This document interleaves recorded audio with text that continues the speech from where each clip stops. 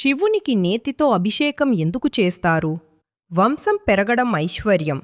ఐశ్వర్యాన్ని గృహస్థాశ్రమంలో అపేక్షించడం దోషం కాదు. అంతరంలో ఒక గొప్ప రహస్యమున్నది. ముందు మనసు సత్వగుణ ప్రధానమవ్వాలి. పరిశుద్ధమైన మనస్సు.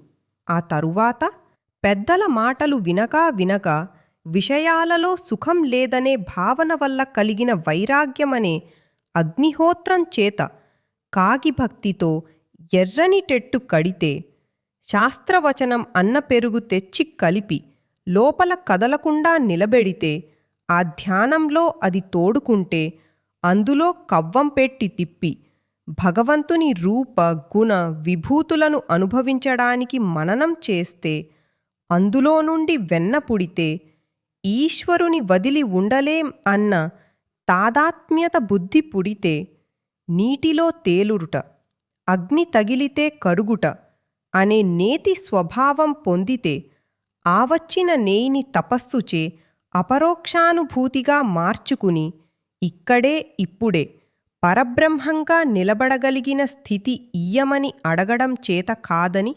తెలుసుకోవాలి.